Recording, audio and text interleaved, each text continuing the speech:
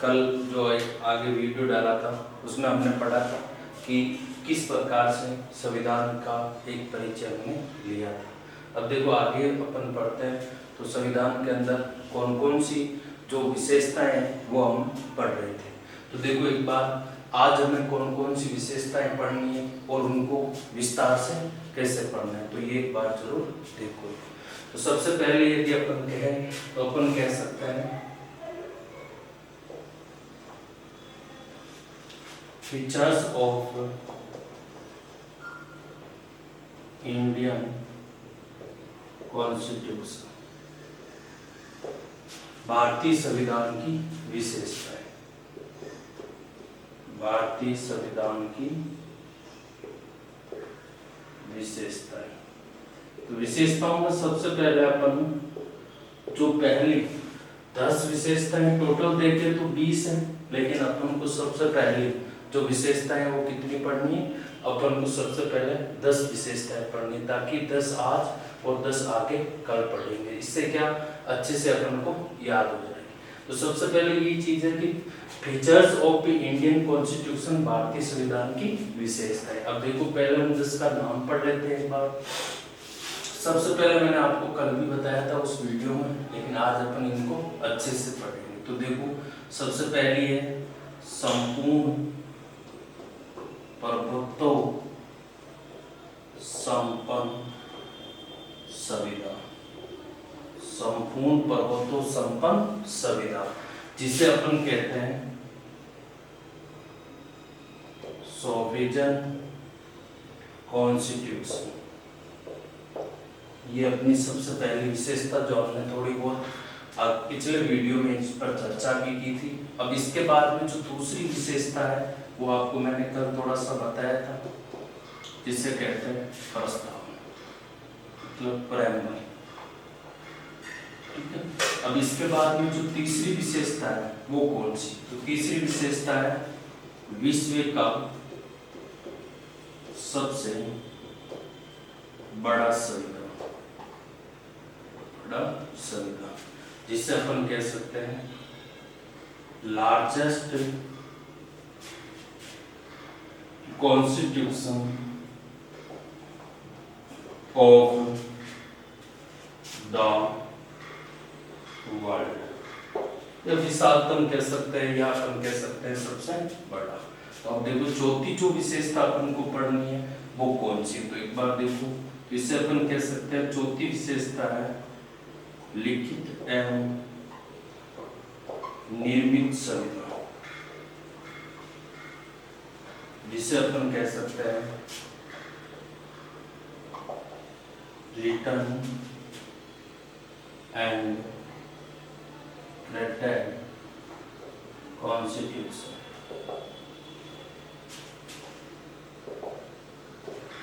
तो ये 4 विशेषताओं के बारे में हमने चर्चा पहले कर चुके हैं, लेकिन आज हम उनको विस्तार से पढ़ना है। और इसके बाद में जो 5वीं विशेषता है उसे बोलते हैं संसदीय शासन प्रणाली, यह व्यवस्था बोल सकते हैं, जिसे अपन कह सकते हैं पार्लियामेंट्री सिस्टम ऑफ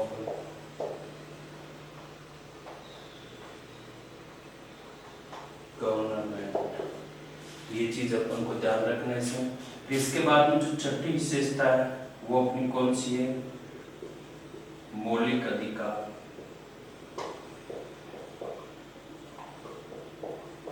एवं कर्तव्य, जिनको अपन बोल सकते हैं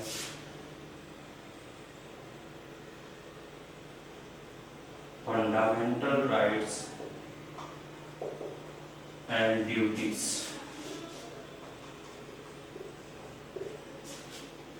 इसके बाद जो 7वीं विशेषता है वो है राज्य की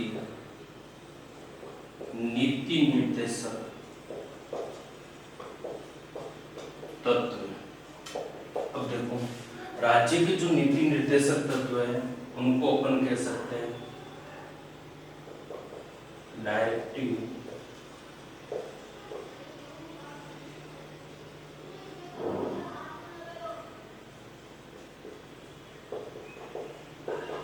प्रिंसिपल्स ऑफ स्टैट पॉलिसी। ठीक है, फिर इसके बाद में जो 8वीं विशेषता है वो कौन सी है? देखो सबसे पहले संपूर्ण प्रभुत्व संपन्न संविधान, सोवरेन कॉन्स्टिट्यूशन, प्रस्तावना प्रेम्बल्स, विश्व का सबसे बड़ा संविधान जिसे कहते हैं largest constitution of the world. ठीक है, फिर लिखित एवं निर्मित संविधान जिसे कहते हैं रिटन एंड प्रिंटेड कॉन्स्टिट्यूशन। फिर इसके बाद में संसदीय शासन प्रणाली जिसे पार्लियामेंट्री सिस्टम ऑफ गवर्नमेंट बोलते हैं। मौलिक अधिकार एवं मूल कर्तव्य जिसे बोलते हैं फंडामेंटल राइट्स एंड ड्यूटीज। फिर इसके बाद में राज्य की नीति निर्देशक तत्व, directive principles of state policy. फिर इसके बाद में जो 8वां आता है उसे अपन कहते हैं समाजवादी राज्य। क्या बोलते हैं? समाजवादी राज्य जिसे अपन कहते हैं सोशलाइज्ड स्टेट। ठीक है, फिर इसके बाद में जो 9 नंबर पर अपन का आता है वो कौन सा आता है? वो आता है वयस्क मताधिकार। वयस्क मताधिकार, तो इस वयस्क मताधिकार को बोलते हैं अडल्ट फ्रांचाइज। ठीक है, फिर इसके बाद में 10वां आता है जिसे बोलते हैं अपन पंथ निरपेक्ष राज्य जिसे अपन बोल सकते हैं सेक्युलर स्टेट। बोल सकते हैं सेक्युलर स्टेट। तो ये अपन को आज जो कुल विशेषताएं पढ़नी है वो टोटल कितनी पढ़नी है? 10 विशेषताएं, जिनको आपको पूरे विवरण के तहत और किस प्रकार से अपन को इनको बोर्ड एग्जाम में करके आना है वो सब कुछ आप इसमें पढ़ेंगे। तो देखो पहले कौन सी है? संपूर्ण प्रभुत्व संपन्न संविधान। अब ये संपूर्ण जो संविधान है इसे अपन कह सकते हैं सोवरेन कॉन्स्टिट्यूशन। प्रस्तावना जिसे अपन प्रेम्बल के नाम से बोलते हैं, अंग्रेजी वर्ड है, ये भी आपको विशेष रूप से याद रखना होता है।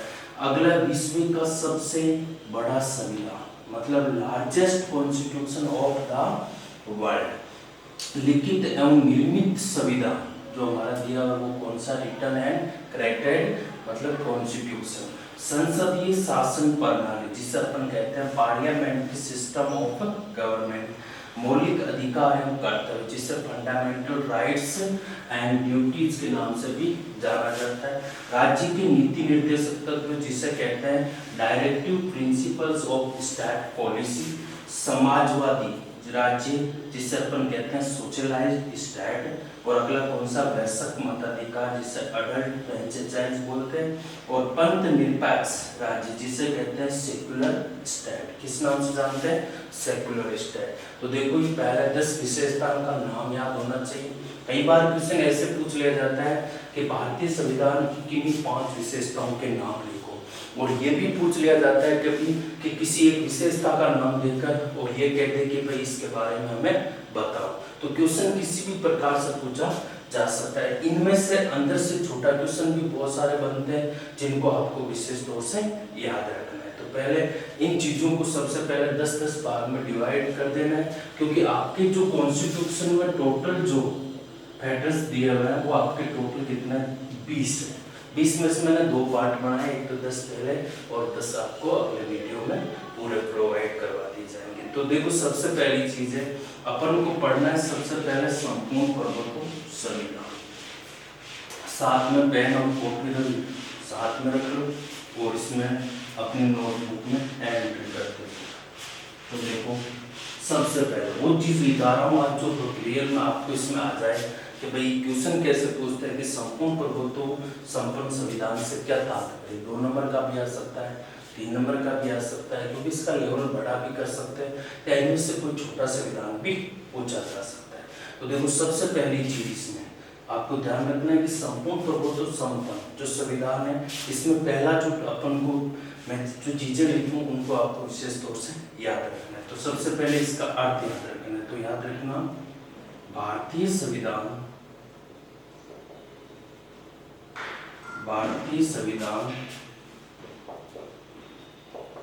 लोकप्रिय परपुसता पर आधारित है।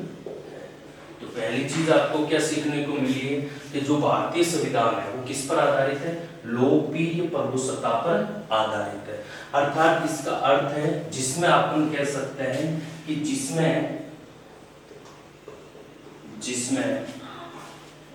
शासन की अंतिम शक्ति, जिसमें शासन की अंतिम शक्ति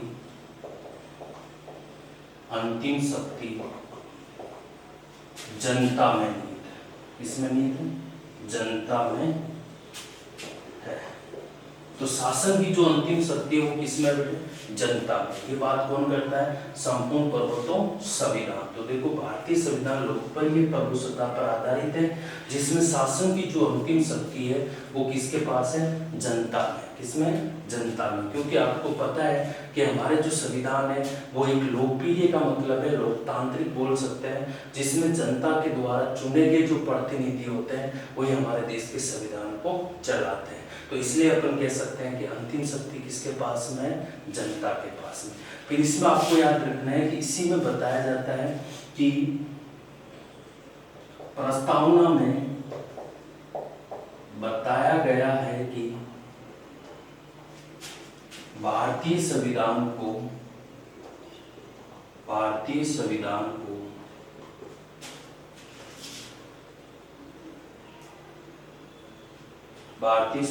को जनता के द्वारा अंगीकार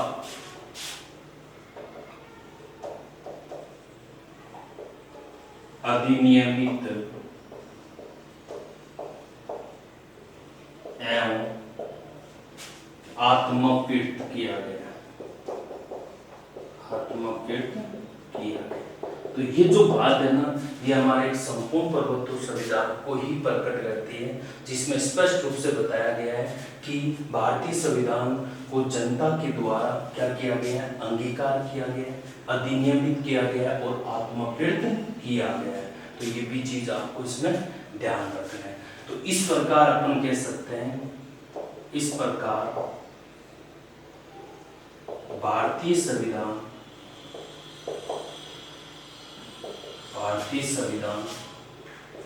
जनता के द्वारा निर्मित है। किसके द्वारा निर्मित है, जनता के द्वारा निर्मित है। ये किसी बाहरी शक्ति, इस प्रकार भारतीय संविधान जनता के द्वारा निर्मित है। ये किसी बाहरी शक्ति के अंडर में कार्य नहीं करता है। तो ये चीज अपन को विशेष तौर से किसमें याद रखना है, संपूर्ण प्रभुत्व संपन्न संविधान। तो एक बार वापस देख लो सभी। तो संपूर्ण प्रभुत्व संपन्न संविधान में आपको किन किन बातों को याद रखना है। तो सबसे पहले है कि भारतीय संविधान लोकप्रिय प्रभुसत्ता पर आधारित है, जिसमें शासन की अंतिम शक्ति किसमें, जनता में। प्रस्तावना में बताया गया है कि भारतीय संविधान को जनता के द्वारा अंगीकार, अधिनियमित और आत्मकृत किया गया है। इस प्रकार भारतीय संविधान जनता के द्वारा निर्मित है। ये किसी बाहरी शक्ति या सत्ता के अंडर में कार्य नहीं करता है।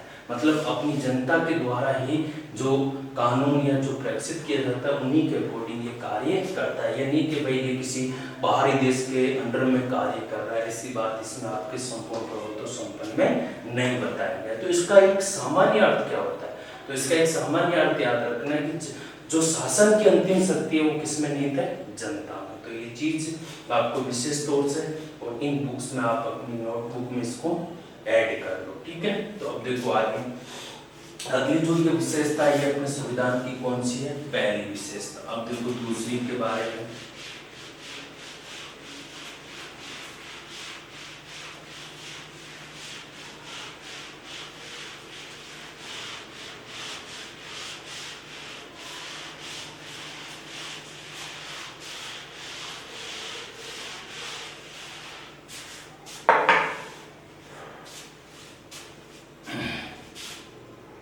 देखो दूसरी विशेषता है आपके प्रस्तावना। क्या है, प्रस्तावना। तो देखो प्रस्तावना के बारे में अपन को क्या पढ़ना है, तो सबसे पहली चीज तो यही है कि हमें हमेशा याद रखना कि इस प्रस्तावना के आदर्श में, देखो प्रस्तावना की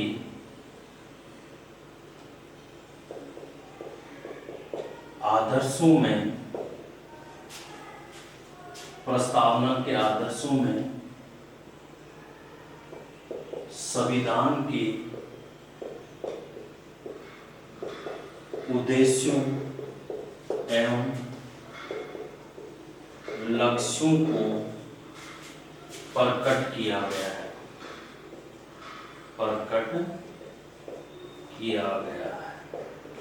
सबसे पहली चीज तो ये याद रखना है कि जो हमारी प्रस्तावना है, तो प्रस्तावना के आदर्शों में संविधान के जो उद्देश्य हैं और लक्ष्य हैं उनको क्या किया गया है, प्रकट किया गया है। ये क्वेश्चन बहुत बार पूछा भी जाता है, तो इसको विशेष तौर से आप उनको याद रखना है, ठीक है। अगली जो इसमें बात याद रखना है वो आपको क्या याद रखना है, प्रस्तावना मतलब एक सामान्य नॉलेज ही बता रहा हूँ, ठीक है। आगे इसका पूरा डिटेल आ जाएगा, पूरी प्रस्तावना पढ़ाई जाएगी जिसमें एक एक वर्ड का आपको अर्थ बताया जाएगा। अब देखो इसी कारण अपन कह सकते हैं कि एम मुंशी ने प्रस्तावना को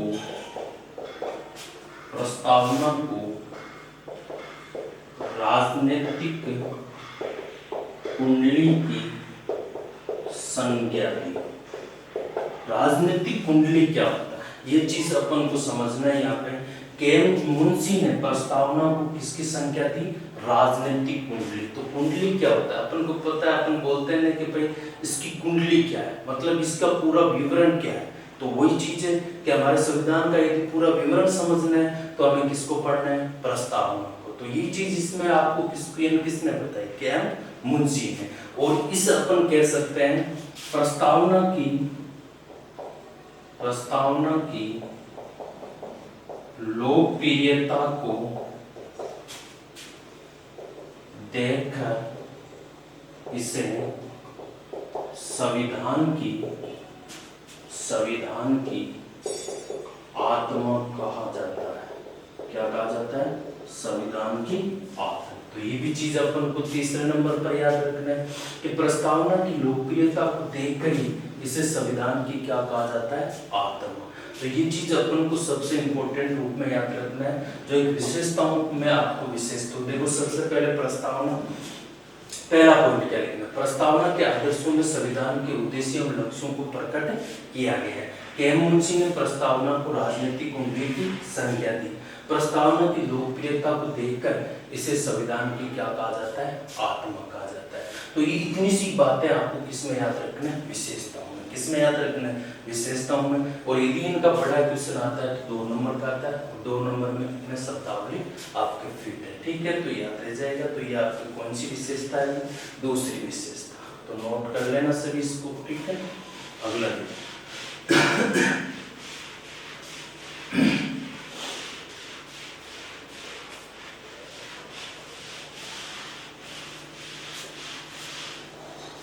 अगली जो तीसरी विशेषता है अपनी वो कौन सी, विश्व का सबसे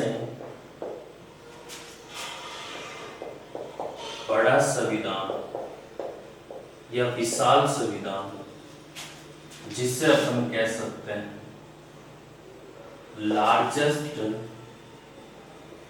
कॉन्स्टिट्यूशन ऑफ द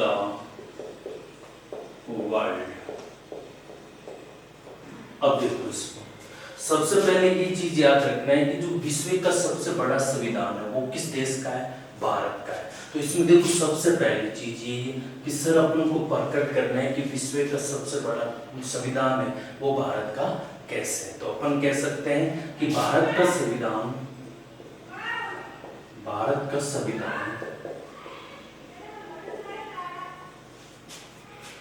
विश्व का सबसे बड़ा संविधान है, जिसमें 395 अनुच्छेद 12 अनुसूची 22 भाग एवं 5 क्या है? परिशिष्ट है। 5 परिशिष्ट। तो पहले अपन की जो पहली लाइन इसमें बनी है वो क्या है? थोड़ा सा बड़ा है ये विश्व वाला, तो ये आपके यदि एग्जाम में डायरेक्ट आया तो कम से कम आपके 4 नंबर का आएगा। ठीक है, तो देखो भारत का संविधान विश्व का सबसे बड़ा संविधान, जिसमें 395 क्या है? अनुच्छेद है, 12 क्या है? अनुसूचियां, 22 क्या है? भाग, 5 क्या है? परिशिष्ट। परिशिष्ट को बोलते हैं खंड। क्या बोलते हैं? खंड, जो के गेड़े में लिखे होते हैं। ठीक है, और ये अनुच्छेदों की प्रक्रिया विशेष तौर से याद रखना। तो देखो कई बार देखते हैं कि सर नया कानून बनते हैं तो क्या अनुच्छेद बढ़ते नहीं, ये 395 ही रहेंगे क्या? तो ये चीज नोट अपने दिमाग में रख लेना कि हमेशा आपसे कोई भी पूछ ले कि संविधान में कुल कितने अनुच्छेद है, तो आपको हमेशा उसका आंसर देना है 395। आज भी यही देना है, आने वाले समय में भी यही देना है। क्योंकि मैंने एक चीज आपको बताई थी सबसे पहले कि हमारे देश के संविधान के अंदर संशोधन की प्रक्रिया है, लेकिन वो इसमें विशेष तौर से बात भी साथ में बताई थी कि वह संशोधन की तो प्रक्रिया, संशोधन तो अपन परिस्थितियों के अनुसार कर सकते हैं, लेकिन इसके जो मूल ढांचा है, मूल ढांचा तो यही 395, इसमें कोई परिवर्तन नहीं कर सकते, इसको अपन आगे नहीं बढ़ा सकते हैं। तो फिर ये अनुच्छेद जुड़ते कैसे हैं? ये जुड़ते हैं उप अनुच्छेद, जैसे अपन कह सकते हैं मूल कर्तव्य आगे पढ़ेंगे, जो हमारे मूल संविधान में नहीं थे, 1976 में जोड़े थे, तो उनका अनुच्छेद भी बनाया गया। तो उनका अनुच्छेद आपको पता है तो कौन सा बनाया था? 50 के। कौन सा बनाया था? 50 के बनाया था। अब इस 50 में अलग 51 के, कौन सा? 51 के। तो 51 के में अलग है, क्योंकि 51 मेन में तो क्या है कि राज्य है तो अंतर्राष्ट्रीय शांति और सुरक्षा में क्या देगा? अपना योगदान। जबकि 51 के में क्या है? वो चीज सबसे इंपॉर्टेंट है। तो 51 के में किसका उल्लेख है? मूल कर्तव्यों का। तो ये बात आगे अपन को विस्तार से बताई जाएगी। तो अब आगे देखो, जबकि अमेरिका के संविधान में 7, कनाडा में 147, 147, ऑस्ट्रेलिया की संविधान 128, दक्षिण अफ्रीका के संविधान, दक्षिण अफ्रीका में 153 अनुच्छेद है, जो भारत की तुलना में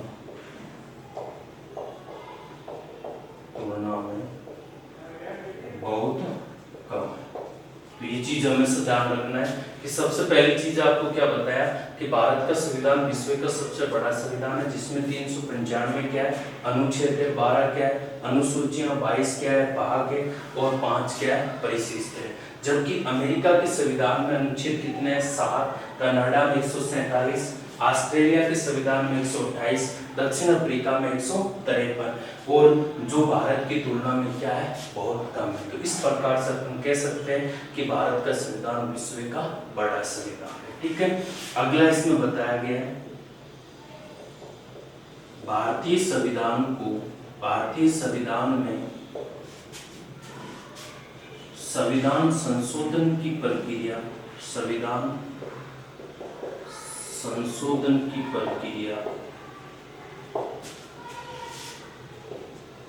अपनाई गई है, जो संविधान के स्वरूप को दिनों दिन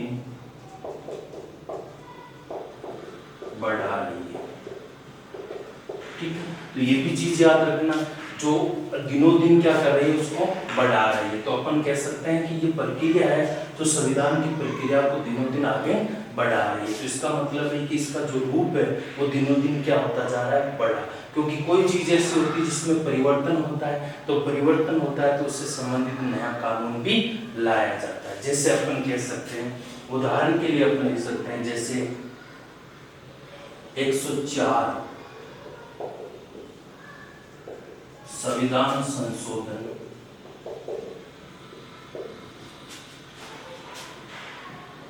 हो चुके हैं, ठीक है। तो अब तक कितने संविधान संशोधन हुए हमारे देश के अंदर? 104 संशोधन, जिसमें अपन कह सकते हैं कि हमारे संविधान में कुल जो नए कानून बने वो अब तक कितने बन चुके हैं? 104। हालांकि अपन कह सकते हैं 104 की सेक्टर है वो अपन को विशेष तौर से इसमें याद रखना है। जैसे इसमें अपन कह सकते हैं 104वां संविधान संशोधन वो किससे संबंधित है? संविधान संशोधन। हालांकि आपके एनसीईआरटी किताब में 101वां दिया था, क्योंकि उस समय 101 ही हुए थे, लेकिन अब ये धीरे धीरे बढ़कर टोटल कितना हो गए? 104। तो 104वां जो संविधान संशोधन है वो है आरक्षण से संबंधित। किससे है? आरक्षण से। तो ये चीज अपन को विशेष तौर से याद रखना है, ठीक है। तो ये इतनी सी बात है आपको किसमें याद रखना है? विश्व के सबसे बड़े संविधान, ठीक है। अब देखो अगली जो विशेषता है वो कौन सी है?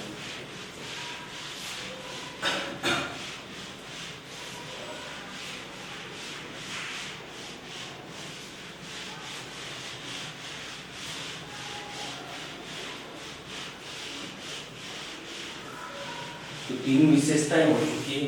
3 के बाद जो चौथी विशेषता है वो कौन सी है? तो देखो चौथी विशेषता है वो अपनी दी हुई है लिखित एवं निर्मित संविधान। लिखित एवं निर्मित संविधान। तो देखो रिटन एंड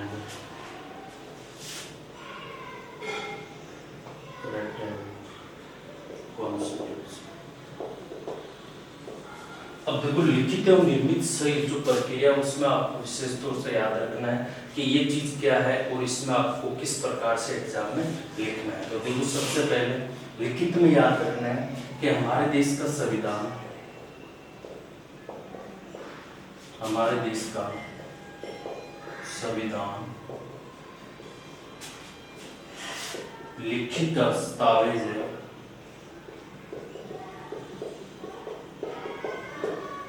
क्या है? लिखित दस्तावेज जिसमें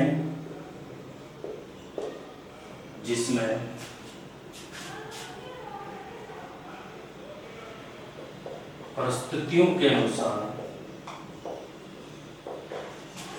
संशोधन किया जा सकता है,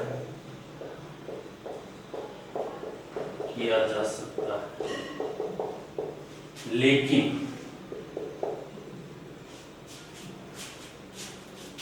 मूल संविधान में कोई परिवर्तन नहीं किया जा सकता,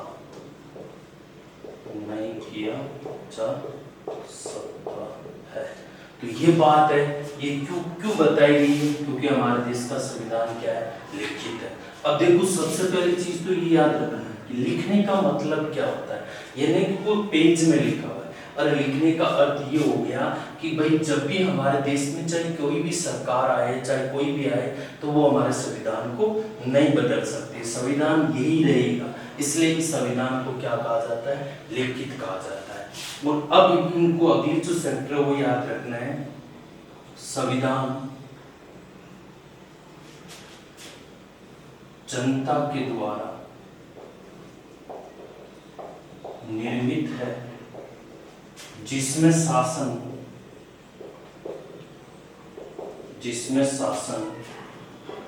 जनता के द्वारा चुने गए प्रतिनिधियों के द्वारा चलाया जाता है। तो ये चीज भी अपन को ध्यान रखना है।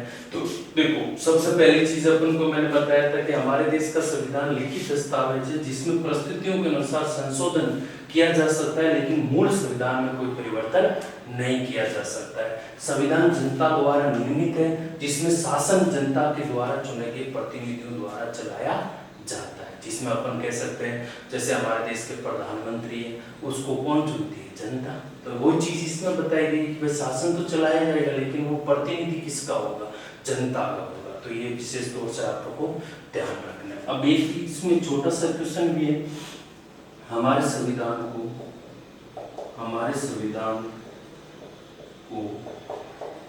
लिखने में 2 वर्ष 11 माह 18 दिन का समय लगा। मतलब संविधान को लिखने में टोटल कितना समय लगा? 2 वर्ष 11 माह और 18 दिन का, जो विश्व में सबसे बड़ा समय है, जो विश्व का सबसे बड़ा समय है। तो ये चीज भी याद रखना, क्योंकि बड़ा है संविधान तो उसमें जो लिखने का समय वो भी क्या मिलेगा आपको? बड़ा मिलेगा। ठीक है, अब ये आपकी विशेषता कौन सी हो गई? चौथी विशेषता। अब देखो अगला,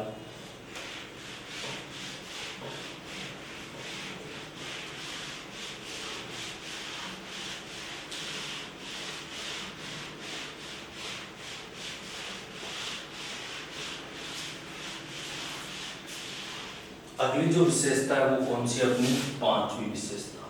5वीं विशेषता का नाम है संसदीय शासन व्यवस्था या शासन प्रणाली। शासन व्यवस्था जिसे अपन कह सकते हैं पार्लियामेंट सिस्टम ऑफ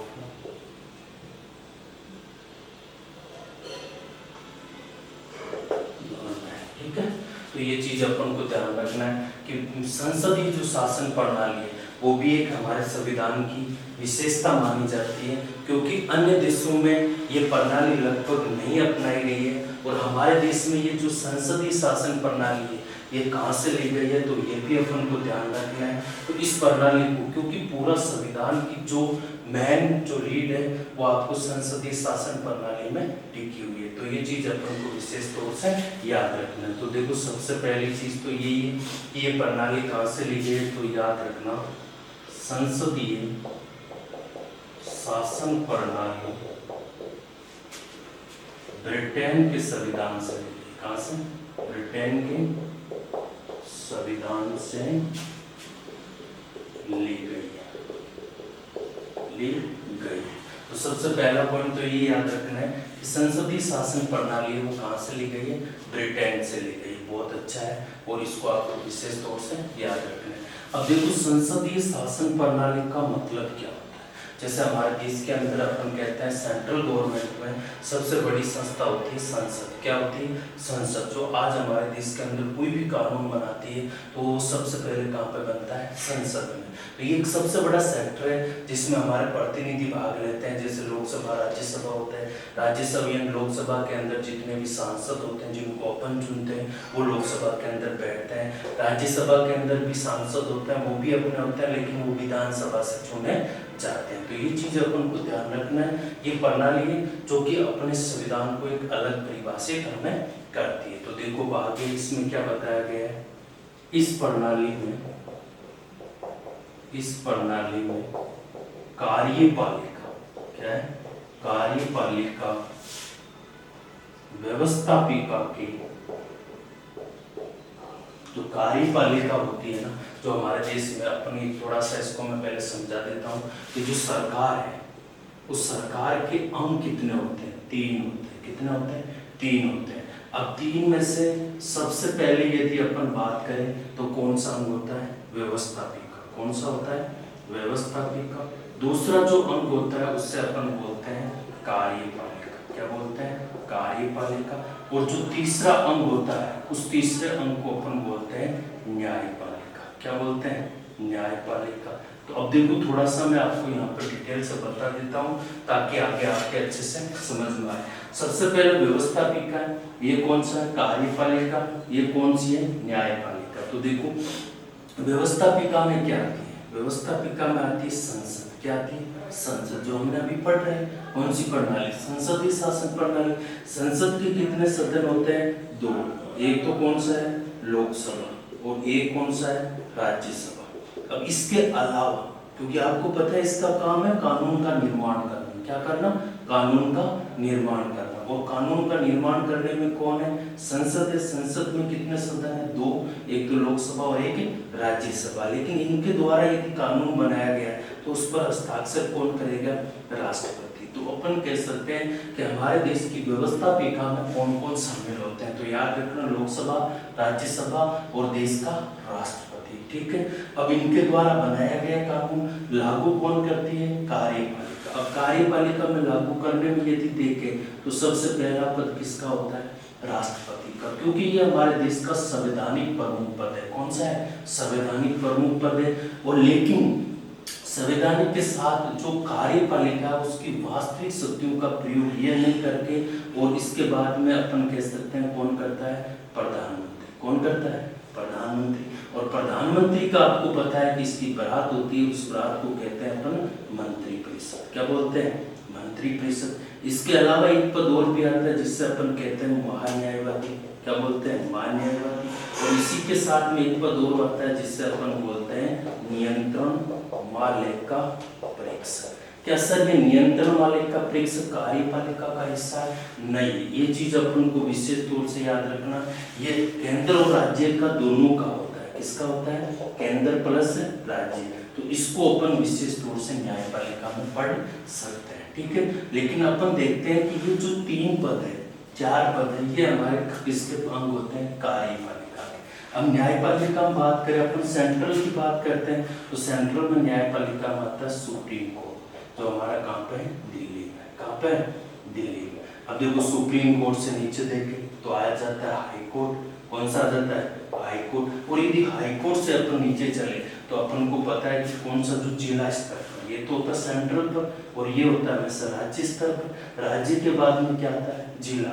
जिला का जो न्यायालय होता है उसे अपन जिला न्यायालय बोल सकते हैं। क्या बोल सकते हैं? जिला न्यायालय। और जिला न्यायालय से आता है नीचे तहसील। क्या आती है? तहसील, जिसे अपन बोलते हैं अधीनस्थ न्यायालय। और अधीनस्थ न्यायालय के साथ में आता है ग्राम न्यायालय। कौन सा आता है? ग्राम न्यायालय। ठीक है। तो ये अपन को विशेष तौर से याद रखना है। तो इस प्रक्रिया को थोड़ा सा समझने से संसदीय शासन प्रणाली आपको अच्छे से याद हो जाएगी। तो देखो, तो ये समझ में आया होगा आपके। तो ये याद रखना है, मेन चीज ये है इसके अंदर कि कार्यपालिका में कौन कौन होता है, और सॉरी व्यवस्थापिका में, कार्यपालिका में कौन कौन है, और न्यायपालिका में। न्यायपालिका सेंट्रल में आप सुप्रीम कोर्ट याद रख सकते हो। क्या याद रख सकते हो? सुप्रीम। तो इस प्रणाली में कार्यपालिका व्यवस्थापिका के प्रति उत्तरदायी होती है। क्या होती है? उत्तरदायी होती है। अब कैसे उत्तरदायी होती है ये चीज आपको इसमें आगे तो कैसे, जैसे ये बनाएगी कोई कानून, लागू कौन करेगी? कार्यपालिका। अरे तो ये बनाएगी तो ही तो लागू करेगी ना, तो उत्तरदायी हुई या नहीं? तो ये चीज अपन को विशेष तौर से याद रखना है। खाना बनाएंगे तो ही खाएंगे। ठीक है। तो इसमें वही चीज है कि यदि ये बनाएगी तभी ये क्या करेगी? लागू करेगी। तो इस प्रकार से हमेशा ध्यान रखना, इस प्रणाली में कार्यपालिका व्यवस्थापिका के प्रति क्या होती है? उत्तरदायी होती है। ठीक है। और अगला देखो, इसमें इस प्रणाली में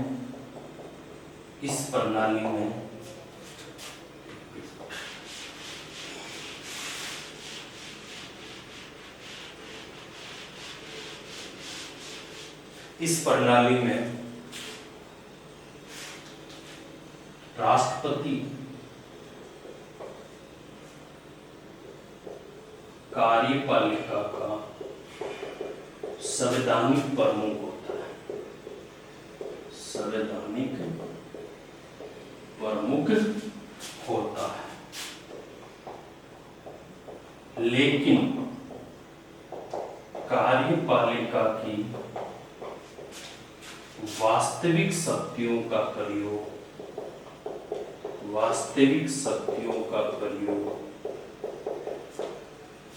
मंत्रिपरिषद, जिसको प्रधानमंत्री बोल सकते हैं, मंत्रिपरिषद के द्वारा किया जाता है। अब देखो ये बात बहुत इंपॉर्टेंट है, याद रखना इसको कि इस प्रणाली में राष्ट्रपति है ना, वो अपन कह सकते हैं हमारे देश का पहला नागरिक। वो कौन होता है? राष्ट्रपति। देश का पहला कमांडर, वो भी कौन होता है? राष्ट्रपति। देश का जो सेना होती है, सेना का सेनापति भी कौन होता है? राष्ट्रपति होता है। तो ये चीजें हमारे देश के राष्ट्रपति को बताया जाता है, क्योंकि ये क्या है? संवैधानिक पद है। क्या बेटे? संवैधानिक पद है। जो कार्यपालिका का क्या होता है? संवैधानिक प्रमुख होता है। लेकिन प्रमुख तो संवैधानिक है, लेकिन कार्यपालिका की जो शक्तियां हैं उनका वास्तविक रूप से प्रयोग किसके द्वारा किया जाता है? मंत्रिपरिषद। अपन आज की तुलना में कह सकते हैं कि राष्ट्रपति रामनाथ कोविंद है और प्रधानमंत्री कौन है? नरेंद्र मोदी। तो प्रधानमंत्री तो करता है वास्तविक, पता है कोई भी नियम लाता है कौन आता है? मोदी। और रामनाथ कोविंद उस पर क्या करता है? हस्ताक्षर, मतलब केवल इसको हस्ताक्षर करने का कार्य दिया गया। तो ये चीज भी अपन को इसमें याद रखना है। अगली जो चीज इसमें बताई जाती है वो कौन सी? देखो, संसदीय शासन प्रणाली में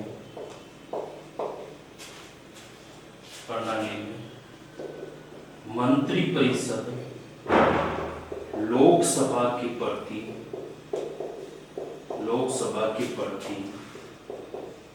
सामूहिक रूप से उत्तरदायी होती है। तो ये चीज भी अपन को किसमें याद रखना है? इसमें संसदीय शासन प्रणाली में जो मंत्रिपरिषद हमने पढ़ा था ना, किसमें आ रही है? वो कार्यपालिका में आ रही है मंत्रिपरिषद। अब ये जो मंत्रिपरिषद है ना, ये लोकसभा में, मतलब लोकसभा किसमें आ रही है? व्यवस्थापिका में। तो अपन इस प्रकार से कह सकते हैं कि जो मंत्रिपरिषद है वो पूरी की पूरी किसके प्रति होती है ना? सामूहिक रूप से उत्तरदायी है लोकसभा के। क्यों? एक चीज हमेशा ध्यान रखना है कि मंत्रिपरिषद को, यदि अपन को मंत्रिपरिषद को हटाना है, यदि कोई एक मंत्री ने गलत कार्य किया है तो दूसरे सदस्यों के द्वारा यदि इसमें लोकसभा में उनके विरुद्ध कौन सा प्रस्ताव लाया जाए? अविश्वास प्रस्ताव।